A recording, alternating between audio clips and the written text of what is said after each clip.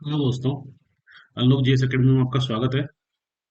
Daily current affairs MCQ series में आज session 5 में हम चर्चा करेंगे 8 और 9 सितंबर 2022 से रिलेटेड करंट अफेयर्स की एमसीक्यूज की। चलिए चर्चा शुरू करते हैं। प्रश्न 41 पे आज हम शुरू करते हैं। इससे पहले के प्रश्न हम पुराने वीडियो में चर्चा कर चुके हैं, जिसकी वीडियोज की लिंक आपको डिस्क्रिप्शन में नीचे मिल जाएगी। प्रश्न 41 है, किस बैंक ने ट्रांसजेंडर समुदाय के लिए इंद्रधनुष बचत खाता, इंद्रधनुष सेविंग अकाउंट लॉन्च किया है? इसके ऑप्शंस है Ujjivan small finance bank, AU small finance bank, ESAF small finance bank, जना स्मॉल फाइनेंस बैंक। इसका सही आंसर है ESAF small finance bank. ESAF small finance bank ने ही इंद्रधनुष बचत खाता लॉन्च किया है। किसके लिए? ट्रांसजेंडर समुदाय के लिए। ट्रांसजेंडर समुदाय के लिए ईएसएफ बैंक ने इंद्रधनुष बचत खाता लॉन्च किया है। ESF AF small finance bank की बात करें तो ये नॉन बैंकिंग फाइनेंशियल कंपनी थी, माइक्रो फाइनेंस इंस्टीट्यूशन था पहले। 2017 में इन्हें आरबीआई के द्वारा स्मॉल फाइनेंस बैंक का लाइसेंस मिल गया। इनका हेडक्वार्टर थ्रिसुर केरला में है। Small finance bank financial service देता है कहाँ पर? अनबैंक्ड रीजन में। कुछ रीजन ऐसे हैं जहाँ पर बैंक नहीं है, वहाँ पे स्मॉल फाइनेंस बैंक का कॉन्सेप्ट है कि स्मॉल फाइनेंस बैंक वहाँ पर अपनी ब्रांचेस खोलता है। इनके साथ एक कंडीशन जोड़ दी गई है कि ये जितना लैंड करेंगे, जितना ये ऋण देते हैं, उसका 75% इनको पीएसएल करना पड़ेगा, priority sector lending. Priority sector lending. अब प्रायोरिटी सेक्टर में कौन कौन से आते हैं? इसमें किसान आ गए, farmers, S C S T community के कुछ लोग आ गए, वुमेन्स आ गए, जो भी मार्जिनलाइज वर्ग है उनके लिए प्रायोरिटी सेक्टर लैंडिंग का कॉन्सेप्ट रखा गया है। और इनको 75% अपना जो लैंडिंग करनी है वो प्रायोरिटी सेक्टर लैंडिंग को करनी होती है, स्मॉल फाइनेंस बैंक को। तो E S F F small finance bank ने लॉन्च किया है इंद्रधनुष बचत खाता ट्रांसजेंडर कम्युनिटी के लिए। अगले प्रश्न पे चलते हैं। अगला प्रश्न, प्रश्न 42, किस राज्य सरकार ने छात्राओं के लिए, गर्ल स्टूडेंट्स के लिए पुदुमई पेन योजना शुरू की है? पुदुमई पेन स्कीम शुरू की है। केरल, तमिलनाडु, आंध्र प्रदेश, तेलंगाना। इसका सही आंसर है तमिलनाडु। तमिलनाडु की सरकार ने ये पुदुमई पेन स्कीम शुरू की है। इसका नाम था मुवालू रामामिर्थन अमैया हायर एजुकेशन एश्योरेंस स्कीम। ये हमें याद करने की जरूरत नहीं है। इसको जो दूसरा नाम दिया गया है वो कहा गया पुदुमई पेन स्कीम। अगर एग्जाम में पूछा जाएगा तो यही पूछा जाएगा, पुदुमई पेन स्कीम किस राज्य सरकार की स्कीम है। ये कक्षा 5th से लेके 12th तक की जो गर्ल स्टूडेंट है, बालिकाएं हैं, उनके लिए शुरू की गई है, जो सरकारी स्कूल में पढ़ती है। उन्हें 1,000 रुपये मंथली असिस्टेंस दिया जाएगा। कब तक? जब तक वो ग्रेजुएशन करेंगे, डिप्लोमा करेंगे, तब तक के लिए। तमिलनाडु के चीफ मिनिस्टर एम के स्टालिन ने इस स्कीम को लॉन्च किया। तमिलनाडु की अगर बात करें, तमिलनाडु में लिटरेसी है 80.33%, जो कि नेशनल एवरेज से काफी ज्यादा है। और तमिलनाडु की एक और स्कीम है जो कि इम्पोर्टेंट है, अभी कुछ समय पहले आई थी, annum Ezhutham scheme. Annum Ezhutham scheme, ये स्कीम थी कोविड 19 के बाद। जो स्कूल कोविड 19 के समय 1.5 साल तक, 2 साल तक स्कूल बंद रहे, तो जो बच्चों का नुकसान हुआ उस गैप को फिल करने के लिए, बच्चों को प्राइमरी लर्निंग और न्यूमरेसी लर्निंग देने के लिए ये स्कीम शुरू गई थी। तो अगर इस तरह का क्वेश्चन पूछ लिया जाए, पुदुमई पेन स्कीम या एन्नम एजुथम स्कीम, तो ये दोनों का आंसर होगा तमिलनाडु। इसको याद रखिएगा, बिल्कुल इंपॉर्टेंट है। प्रश्न 43 की बात करते हैं। 43, अंतर्राष्ट्रीय साक्षरता दिवस, इंटरनेशनल लिटरेसी डे, हर साल दुनिया भर में किस दिन मनाया जाता है? 9 सितंबर, 8 सितंबर, 6 अगस्त, 9 अगस्त। इसका सही आंसर है 8 सितंबर। 8 सितंबर को इंटरनेशनल लिटरेसी डे मनाया जाता है। इंटरनेशनल लिटरेसी डे 8 सितंबर। 8 सितंबर 1965 को world Congress of ministers of education, जितने भी शिक्षा मंत्री हैं उनकी वर्ल्ड कांग्रेस हुई थी। कहाँ पर? तेहरान, ईरान में। उसके बाद ही 1966 से यूनेस्को ने इंटरनेशनल लिटरेसी डे मनाना शुरू किया। 2022 का जो इंटरनेशनल लिटरेसी डे था, 54th इंटरनेशनल लिटरेसी डे था, और इसकी थीम थी transforming literacy learning spaces. Transforming literacy learning spaces. तो इसको याद रखिएगा, 8 सितंबर को क्या है? International literacy day. और जो हमने ऑप्शन में रखे थे 9 सितंबर, 9 सितंबर को हम देख लेते हैं। 9 सितंबर को क्या है? ये 2022 से शुरू हुआ था, international day to protect education from attack. जो भी वार टोन एरिया होते हैं, चाहे हमने पाकिस्तान के परिप्रेक्ष्य में देखा, अभी अफगानिस्तान के परिप्रेक्ष्य में देखा, मलाला यूसुफ जी वाला मैटर देखा, कि जो वार टोन एरिया होते हैं वहां पर जो एजुकेशन इंस्टीट्यूशन होते हैं उनको अटैक किया जाता है। तो इसके लिए कतर का प्रपोजल था, उसके बाद से ये 2020 से मनाया जाने लगा 9 सितंबर को, international day to protect education from attack. अगर 6 अगस्त और 9 अगस्त की बात करें, जो कि हमने ऑप्शन में रखा था 6 अगस्त और 9 अगस्त। 6 अगस्त को हिरोशिमा डे, 6 अगस्त 6 अगस्त 1945 को हिरोशिमा पर परमाणु बम गिराया गया था, और 9 अगस्त को नागासाकी पर 1945 में। तो 6 अगस्त को हिरोशिमा डे मनाया जाता है, 9 अगस्त को नागासाकी डे मनाया जाता है। अगर हम लोकेशन देखें हिरोशिमा नागासाकी की, ये जापान है, ये सी ऑफ जापान है, पैसिफिक ओशन है। ये होकेडो आइलैंड है। उसके बाद ये होन्शु आइलैंड है, जहाँ पर टोक्यो है जापान की राजधानी। और यही होन्शु आइलैंड पे ही हिरोशिमा है। ये शिकोकू आइलैंड है, उसके नीचे क्योशु आइलैंड है, क्योशु आइलैंड पे है नागासाकी।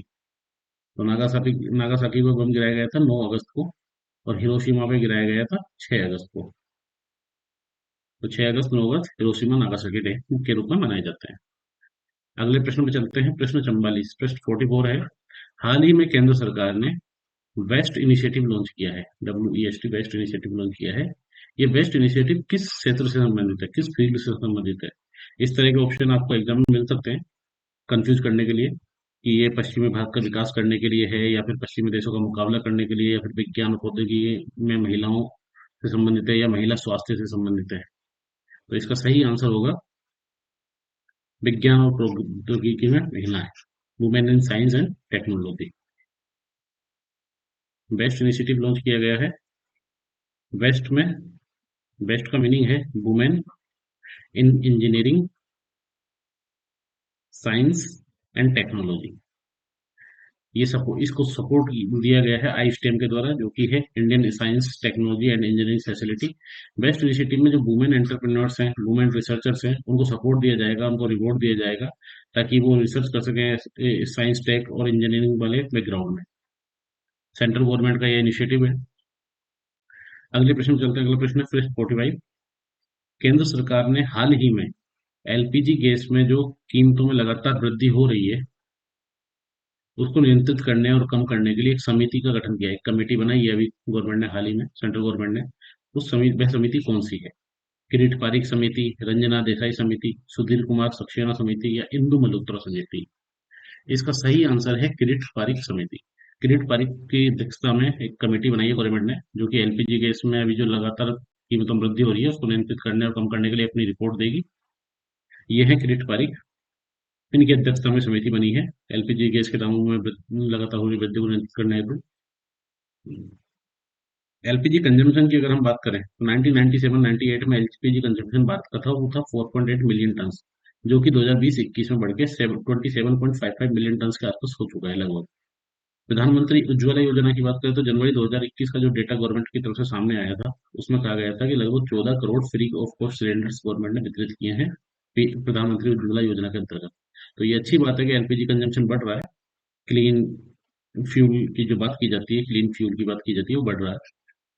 पर इस कीमतों में वृद्धि होने के कई कारण हैं, क्योंकि एलपीजी की जो कीमतें डिसाइड की जाती हैं, वो डिसाइड की जाती हैं इम्पोर्ट पैरिटी मॉडल पे, जिसमें एक देश से जब ये इम्पोर्ट होता है, उसके बाद इम्पोर्टेशन का, ट्रांसपोर्टेशन का, उसके बाद यहाँ पर रिफिलिंग का, डीलर्स का कमीशन वगैरह सब कुछ मिला के उसको जोड़ा जाता है, तब जाके वो एलपीजी गैस की कीमतें निकल के आती है। अगर बात करें रंजना देसाई कमेटी की, जो कि हमने ऑप्शन में रखा था, रंजना देसाई कमेटी इसलिए इम्पोर्टेंट है क्योंकि ये उत्तराखंड सरकार ने बनाई है, किसके लिए? यूनिफॉर्म सिविल कोड के लिए, यूसीसी। आर्टिकल 44 आपको याद होगा, डीपीएसपी का आर्टिकल 44, जिसमें यूसीसी की बात की गई है, यूनिफॉर्म सिविल कोड की। तो उसके लिए रंजना देसाई समिति बनाई गई है। उत्तराखंड यूनिफॉर्म सिविल कोड को लागू करना चाहता है। अभी के लिए यूनिफॉर्म सिविल कोड केवल एक ही राज्य में लागू है, वो है गोवा। बाकी की दो कमेटियां हैं, सुधीर कुमार सक्सेना कमेटी, और एक है इंदु मल्होत्रा कमेटी। सुधीर कुमार सक्सेना समिति बनाई थी मिनिस्ट्री ऑफ होम अफेयर्स, गृह मंत्रालय ने, और ये बनाई है सुप्रीम कोर्ट, माननीय उच्चतम न्यायालय ने। और ये बनाई गई थी जब प्रधानमंत्री की पंजाब यात्रा हुई थी, उस समय जो सिक्योरिटी ब्रीच हुआ था, उसकी जांच करने के लिए। तो ये दोनों कमेटी याद रखिएगा, इंदु मल्होत्रा कमेटी, सुधीर कुमार सक्सेना कमेटी, ये पीएम की सिक्योरिटी ब्रीच से संबंधित है। रंजना देसाई कमेटी यूसीसी से संबंधित है। और किरीट पारेख समिति हमने अभी देख ही लिया है, एलपीजी के दामों में जो लगातार वृद्धि हो रही है, उसको नियंत्रित करने के लिए सरकार को क्या ये रिकमेंडेशन देते हैं, उससे संबंधित है। क्वेश्चन 46 है, किस कंपनी ने भारत में पहला इंट्रानेजल कोरोना वैक्सीन इनकोवैक को लॉन्च किया है, बनाया है? Zydus Cadila, Bharat Biotech, Gennova Biopharma, Serum Institute of India. इसका सही आंसर है भारत बायोटेक। भारत बायोटेक ने अभी पहला इंट्रानेशनल नाक से दिए जाने वाले वैक्सीन को बनाया है, जिसका नाम है इनकोवैक। ये भारत का पहला इंटरनेशनल कोरोना वैक्सीन है। भारत बायोटेक ने इसको बनाया है, इनकोवैक को, जो कि 18 वर्ष से अधिक उम्र वाले लोगों को दिया जाएगा। ये है इनकोवैक वैक्सीन, जो कि नाक से दिया जाएगा मेनली, जो कि नीडल फ्री होगा। ये इंडिया का पहला इंटरनेशनल कोविड वैक्सीन है। इसका नाम है CH8036 सार्स ओएस, जो कि चिंपैंजी के एडिनोवायरस वेक्टर से बना हुआ है। अभी drug controller of general of India ने इसको अप्रूव कर दिया है। ये वैसे दुनिया का सेकंड नेजल वैक्सीन है, क्योंकि पहला जो नेजल वैक्सीन है वो कैंसिनो बायोलॉजिक्स है, जो कि चाइना ने ऑलरेडी बनाया था। भारत बायोटेक की बात करें तो भारत बायोटेक का जो हेडक्वार्टर है वो हैदराबाद में है। 1996 में इसकी फाउंडिंग हुई थी, और जो फाउंडर थे वो है कृष्णा एल्ला। भारत बायोटेक ने ही अभी कोविड के लिए कोवैक्सीन बनाया था। और भारत बायोटेक ने ही अभी हाल में टिपवार टीसीबी करके वैक्सीन बनाया है, टिपवार टीसीबी, जो कि दुनिया का पहला WHO प्री क्वालिफाइड टाइफाइड के लिए कंजुगेट वैक्सीन है। टाइफाइड के लिए वैक्सीन है टिपवार टीसीबी। तो टिपवार टीसीबी अगर याद रहे आपको तो याद रखिएगा, टिपवार टीसीबी टाइफाइड के लिए है, टाइफाइड के लिए। अगले प्रश्न में चलते हैं। प्रश्न 47 है, हाल ही में समाचारों में रहा गोगरा हॉट स्प्रिंग क्षेत्र कहाँ स्थित है? उत्तराखंड में, अरुणाचल प्रदेश में, लद्दाख में, जम्मू कश्मीर में। इसका सही आंसर है लद्दाख में। गोगरा हॉट स्प्रिंग अभी न्यूज में था, क्योंकि यहाँ पर स्टैंड ऑफ हो गया था इंडिया और चाइनीज आर्मी का। और अभी लगभग 16 राउंड की वार्ता होने के बाद जो चाइनीज आर्मी की तरफ से ये न्यूज आती है कि वो अब डिसंगेज कर रहे हैं, और दोनों तरफ की सेनाएं उस गोगरा हॉट स्प्रिंग से अपनी अपनी जगह वापस जा रही है। गोगरा हॉट स्प्रिंग क्षेत्र ये वाला रीजन है, गोगरा हॉट स्प्रिंग का क्षेत्र ये वाला, लद्दाख में, पूर्वी लद्दाख में। यहाँ पर PP14 है, पेट्रोलियम पॉइंट 14, जहाँ तक इंडियन आर्मी जाके पेट्रोलिंग करती है। अगर आप इस मैप को देखें तो ये वाली जो लाइन आप देख रहे हैं, इसको चाइना अपने क्लेम करता है, अपनी लाइन को। ये हमारी ये यहाँ तक चाइनीज टेरिटरी है। ये कराकोरम पास है, यहीं पे ये दौलत बेग ओल्डी है। ये गलवान वैली है, जहाँ पे स्टैंड अप हुआ था अभी PP14 पे। और PP14 के बाद ये PP15 हॉट स्प्रिंग, जो गोगरा वाला हॉट स्प्रिंग है, यहाँ पर स्टैंड अप हुआ। उससे पहले ये पगोंग सो लेके जाकर इसका नॉर्थ बैंक है और साउथ बैंक है, यहाँ पे भी स्टैंड अप हुआ था, जो कि डिसएंगेजमेंट हो चुका है। तो मैपिंग से आपको क्वेश्चन पूछा जा सकता है इस तरह से, गलवान वैली हॉट स्प्रिंग, या इनको ऊपर से नीचे जमाते हुए क्रम में पूछा जा सकता है। तो आप याद रखिएगा, कराकोरम पास ऊपर ही ऊपर है, उसके नीचे दौलत बेग ओल्डी है, उसके बाद गलवान वैली है, फिर ये गोगरा हॉट स्प्रिंग है ईस्टर्न लद्दाख में, उसके नीचे पगोंग सो लेक है। अगला प्रश्न है प्रश्न 48, हाल ही में 31वां 31st व्यास सम्मान किसे प्रदान किया गया? रामविलास शर्मा को, शरद के पगारे को, रामचंद्र मांझी को, या डॉक्टर असगर वजाहत को? इसका सही आंसर है डॉक्टर असगर वजाहत। डॉक्टर असगर वजाहत को 31वां व्यास सम्मान प्रदान किया गया है। किसके लिए? उनके नाटक के लिए, महाबली उन्होंने नाटक लिखा, जिसमें उन्होंने महाकवि तुलसीदास और सम्राट अकबर के समय का वर्णन किया, जिसमें उन्होंने बताया कि कौन महाबली है। इस तरह से एक प्ले उन्होंने लिखा है, उस प्ले के लिए इनको व्यास सम्मान मिला है डॉक्टर असगर वजाहत को। ये है डॉक्टर असगर वजाहत, इनको ये सम्मान प्राप्त हुआ है। ये सम्मान, जो व्यास सम्मान है, ये दिया जाता है के बिरला फाउंडेशन की तरफ से। और ये इसके देने के पीछे कुछ शर्तें के बिरला फाउंडेशन रखता है, कि ये उसी साहित्यिक कृति को दिया जाएगा जो हिंदी में होगी, पहली बात। दूसरी बात, ये किसी भारतीय नागरिक को दिया जाएगा, और जो कि पिछले 10 वर्षों में लिखी हुई कोई भी साहित्यिक कृति जो कि हिंदी में हो, भारतीय नागरिक द्वारा लिखी हो, उसको ये सम्मान दिया जाता है। 1991 से ये सम्मान शुरू हुआ था, और 4 लाख रुपए इसमें अवार्ड रखा गया है इस सम्मान में। रामविलास शर्मा इसके पहले रिसिपिएंट थे, पहली बार जिन्हें मिला था रामविलास शर्मा थे। और शरद के पगारे 13th 30वें ब्याह सम्मान शरद के पगारे को मिला था। 31वां ब्याह सम्मान डॉक्टर असगर वजाहत को मिला है, महाबली नाटक के लिए। याद रखिएगा आप इसको। रामचंद्र मांझी की अगर बात करें तो रामचंद्र मांझी अभी न्यूज में थे, इनका भी देहांत हो गया। ये भोजपुरी फोक डांस नाच के बहुत बड़े परफॉर्मर थे। इनको अभी पद्मश्री मिला था 2021 में। माननीय राष्ट्रपति, भूतपूर्व राष्ट्रपति श्री रामनाथ कोविंद ने इनको पद्मश्री अवार्ड दिया था 2021 में, और इनका भी देहांत हो गया है। ये भोजपुरी फोक डांस नाच, और नाच का भी एक सबसेट था लोंडा नाच, उसके बहुत बड़े परफॉर्मर थे, जिसमें मेन महिलाओं की तरह परिधान पहनकर और फिर डांस किया जाता था, मैन क्लोथ ड्रेस वुमेन। ये आप देख सकते हैं। तो रामचंद्र मांझी पे अगर आपको क्वेश्चन आ जाए कि ये किससे संबंधित है, तो नाच फोक डांस है, जो कि भोजपुरी फोक डांस से संबंधित है, बिहार के सारण जिले से ये आते हैं। अगले प्रश्न में चलते हैं। अगला प्रश्न है 49। हाल ही में भारतीय सेना प्रमुख जनरल पांडे को किस देश द्वारा मानद जनरल उपाधि से सम्मानित किया गया है? श्रीलंका, अफगानिस्तान, म्यांमार और नेपाल। इसका सही आंसर है नेपाल। ने, नेपाल की प्रेसिडेंट विद्या देवी भंडारी हैं ये। इन्होंने जनरल पांडे को अभी मानद उपाधि दी है, मानद जनरल की उपाधि दी है, honorary rank of Nepal army दिया है। ये पहली बार जनरल के एम करियप्पा को मिली थी honorary rank of Nepal army 1950 से, और तब से ये ट्रेडिशन चला आ रहा है दोनों देशों के बीच में। दोनों देश एक दूसरे के चीफ ऑफ आर्मी स्टाफ को ये ऑनररी रैंक देते हैं। जनरल मनोज पांडे, जो कि 29वें 29th chief of army staff है, उनको ये honorary rank of Nepal army भी दिया गया है विद्या देवी भंडारी के द्वारा। नेपाली प्रेसिडेंट है ये। नवंबर 2021 में जो जनरल प्रभुराम शर्मा है, नेपाल के आर्मी चीफ है, उनको honorary honorary general of Indian army की उपाधि दी गई थी नवंबर 2021 में। अगले प्रश्न चलते हैं, प्रश्न 50। राष्ट्रीय सोवा रिकवा संस्थान राष्ट्रीय सोवा रिकवा संस्थान किस राज्य या केंद्र शासित प्रदेश में स्थित है? जम्मू कश्मीर, लद्दाख, सिक्किम, दिल्ली। इसका सही आंसर है लद्दाख।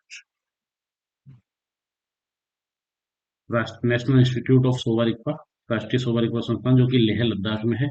सोवा रिकवा की अगर बात करें तो ये वन ऑफ द ओल्डेस्ट और वेल डॉक्यूमेंटेड और लिविंग मेडिसिन ट्रेडिशन है इन द वर्ल्ड, और हिमालयन रीजन में शुरू पाया जाता है, जहाँ प्रैक्टिस किया जाता है। ये तिब्बतन में है, कुछ हद तक चाइना में, और कई जगह रशियन यूएसएसआर, जो ओल्ड यूएसएसआर था, उसके कई देशों में, ईस्टर्न कंट्रीज में ये फॉलो किया जाता है आज भी, और ये ट्रेडिशनल मेडिसिन है। लेह लद्दाख में भी इसका इंस्टीट्यूट का नई बिल्डिंग का फाउंडेशन स्टोन रखा गया है, इसलिए ये न्यूज में है। बाकी 2019 में नेशनल इंस्टीट्यूट ऑफ सोवा रिकपा को कैबिनेट ने रिकमेंड कर दिया था, और 2020 में इसकी स्थापना कर दी गई थी।